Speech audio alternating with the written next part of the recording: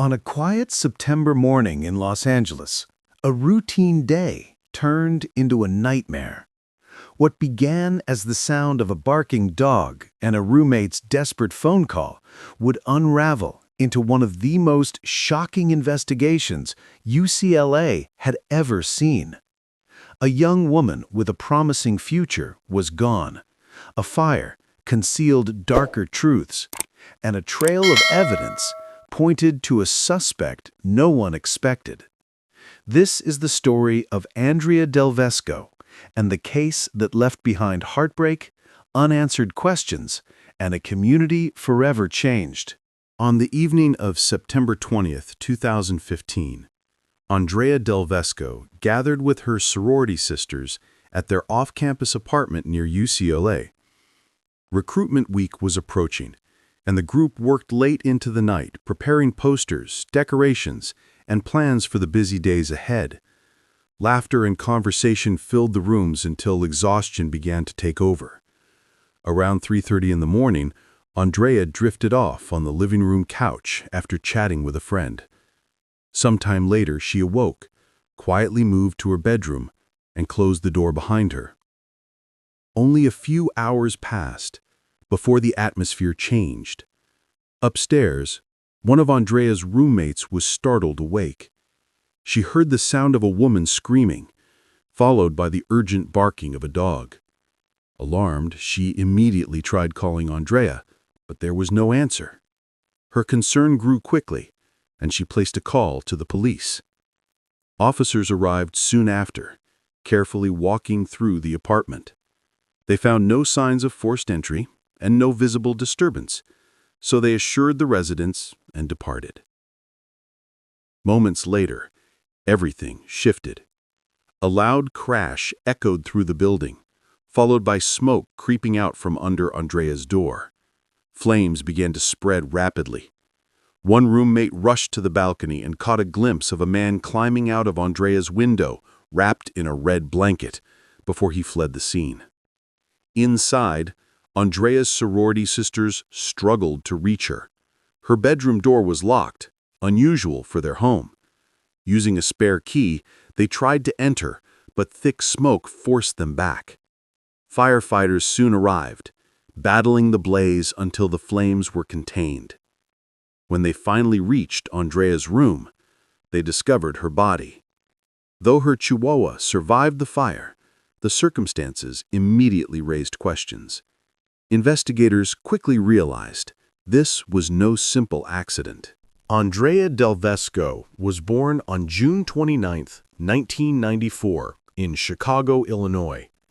She grew up as the middle child, surrounded by a brother, a younger sister, and parents who valued closeness and responsibility. Her father worked in finance, providing stability and comfort, but Andrea's life was defined by more than privilege.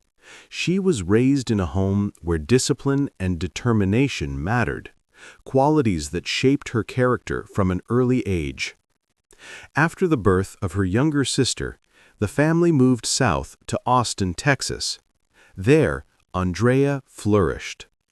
In school, she quickly stood out as a bright student, particularly gifted in languages. Spanish and Latin became her strengths, and her commitment earned recognition from teachers and peers.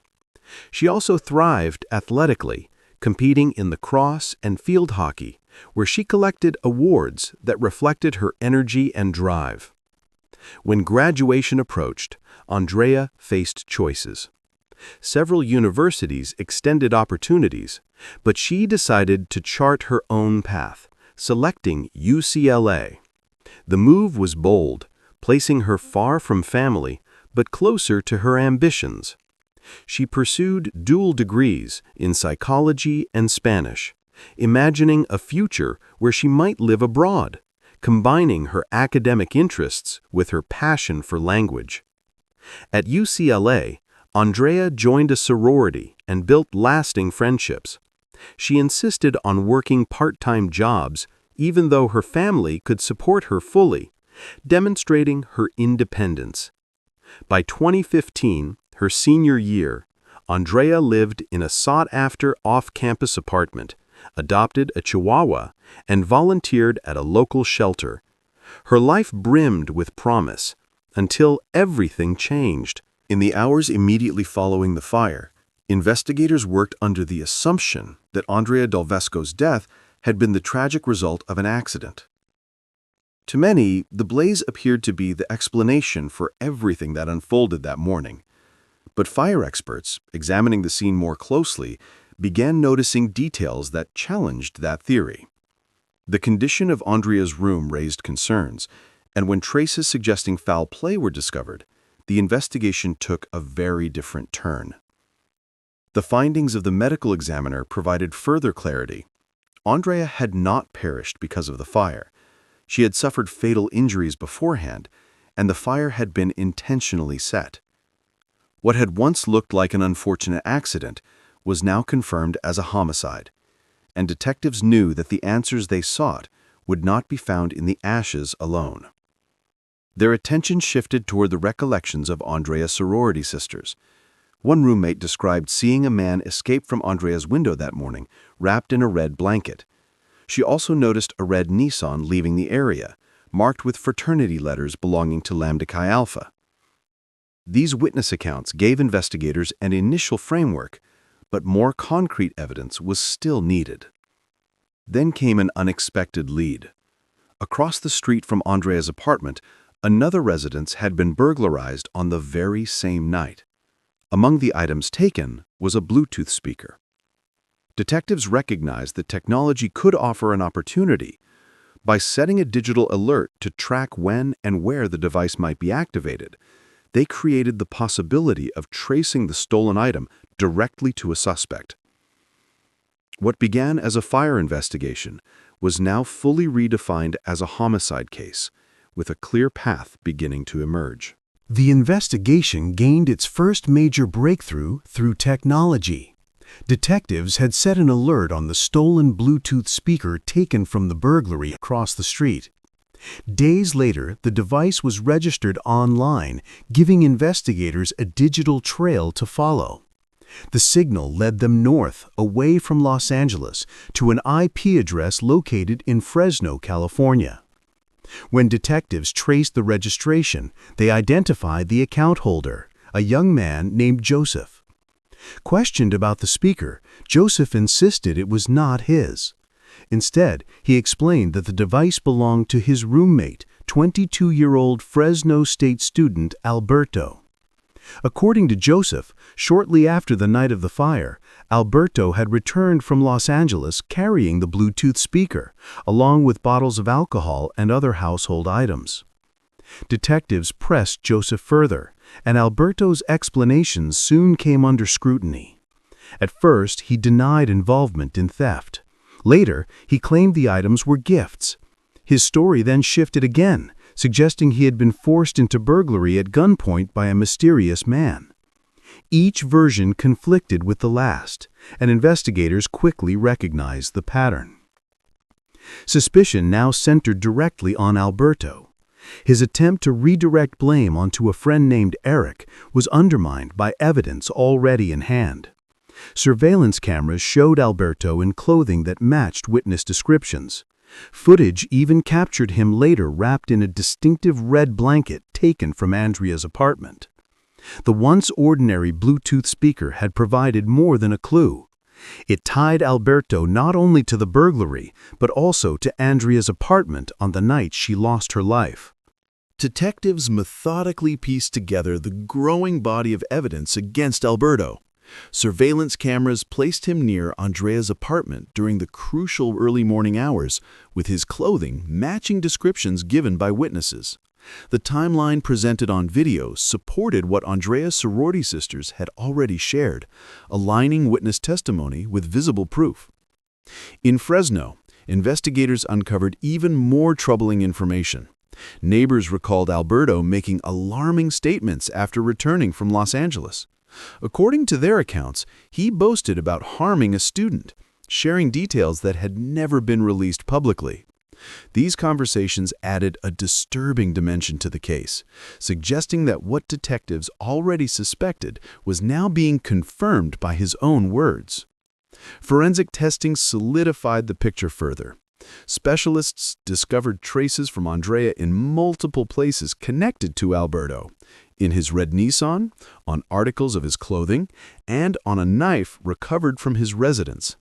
Each result tied him more directly to the events of that night. Investigators also located a trash bag containing Andrea's red blanket and several personal items, which strengthened the link between Alberto and the crime scene. Witnesses from Andrea's neighborhood provided additional corroboration. They reported seeing Alberto's red Nissan parked near the area on the morning of the fire. One individual even encountered him close to Andrea's building during those same hours, adding weight to the timeline already constructed by detectives.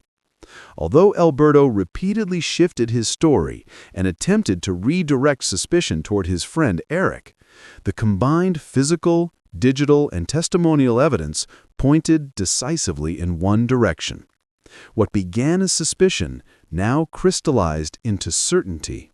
Alberto was no longer merely a suspect. He had become the central figure in the homicide investigation. The legal process unfolded slowly, beginning with Eric's case. In 2017, he accepted a plea deal for aiding and abetting burglary. The agreement required him to serve 2 years and 8 months in prison, closing his part in the investigation. With Eric sentenced, the attention of both prosecutors and the public shifted entirely toward Alberto, whose trial promised to reveal the full scope of the crime. Alberto's proceedings began in 2018. Prosecutors entered the courtroom with a carefully assembled case built on months of forensic work, digital tracking, and witness statements. Their evidence was substantial. Surveillance footage showed Alberto near Andrea's apartment.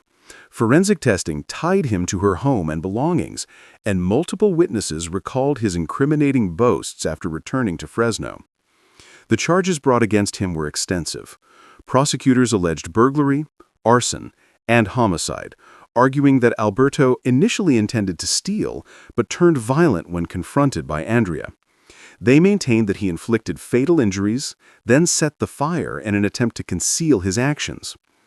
The defense faced an uphill battle. Alberto's shifting narratives undermined his credibility, and no alternative explanation could account for the forensic links, digital trail, and witness testimony. When questioned, he struggled to reconcile his earlier claims with the mounting evidence against him. After a relatively brief deliberation, the jury returned with a verdict: guilty on all charges, including additional counts connected to Andrea's pet. On September 21, 2018, 3 years after Andrea's death, Alberto was sentenced to life in prison without the possibility of parole. The conclusion of the trial marked justice for Andrea and her family, though it also left enduring questions about how a promising young life could be cut short in such devastating circumstances. For Andrea's family, the grief was overwhelming. In the immediate aftermath, they were told her death appeared to be the result of a tragic fire. But as the investigation unfolded, the devastating truth emerged. Andrea had been the victim of homicide. What began as sorrow over an accident deepened into anguish over a crime. The family's pain only grew when Andrea's beloved Chihuahua, who had initially survived the blaze, later passed away from complications related to the fire. To those closest to her, it felt as though every reminder of Andrea's life had been touched by loss. Court proceedings brought no relief. Andrea's family listened as prosecutors detailed the sequence of events that investigators believed unfolded in her final hours. While the evidence was critical to achieving justice, hearing it spoken aloud in the courtroom was a heartbreaking experience they would never forget. One haunting question remained: could Andrea have been saved? In the early hours of that morning, Andrea's roommate had called police after hearing alarming noises and the dog barking. Officers responded, entered the apartment, but after finding no immediate signs of disturbance, they left. It was later believed Alberto may still have been inside during that time. For Andrea's family, this was a painful revelation. They publicly criticized the response, arguing that a more thorough search might have changed the outcome. Despite their concerns, no disciplinary action was ever taken against the officers involved. At UCLA, Andrea's death left a lasting scar.